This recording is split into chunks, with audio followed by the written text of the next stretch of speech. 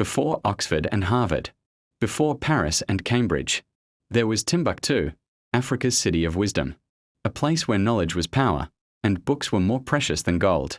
The birth of a city of light. In the 12th century, traders settled near the Niger River in West Africa. They called the place Timbuktu, a desert outpost that soon became a center of trade, culture, and learning. As the Mali Empire rose under kings like Mansa Musa, Timbuktu became the heartbeat of Africa's intellectual world. Its streets were filled with merchants, poets, scholars, and travelers from across the Sahara and beyond. In a world still discovering itself, Timbuktu had already become a beacon of knowledge. The rise of the scholars. At the heart of Timbuktu stood the University of Sankore, alongside Jingareba and Sidi Yahya, three great centers of learning.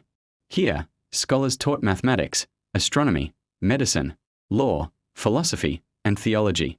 Students came from every corner of Africa and beyond, learning not just to read, but to think, reason, and explore.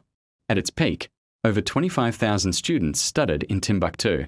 Manuscripts covered every subject known to humanity, from algebra to poetry, from astronomy to ethics. The treasure of manuscripts.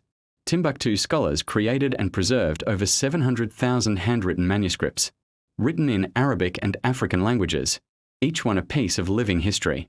They wrote about the stars, medicine, trade, law, and even the art of peace and governance. While Europe was emerging from its dark ages, Africa was writing books and building universities. Knowledge was wealth, and books were the currency of kings. The Golden Age and global influence. Timbuktu became part of a vast network that connected Africa, the Middle East, and Asia. It was said that a single book in Timbuktu could be worth 10 times its weight in gold. Travelers from the Arab world and Europe wrote of its splendor, of scholars dressed in white robes, debating philosophy in the courtyards. The city became a symbol of African enlightenment, the decline and the silence.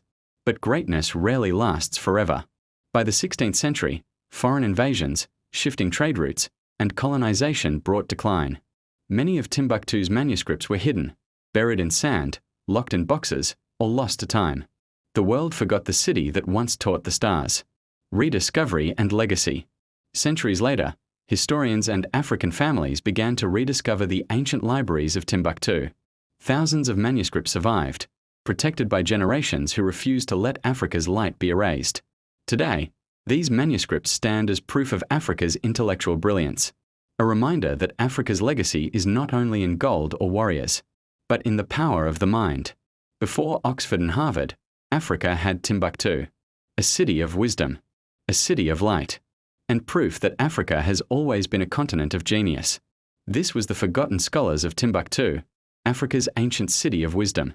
If this story inspired you, like, share, and subscribe to Ancient Africa Tales, where we bring Africa's lost stories and shining heroes back to life.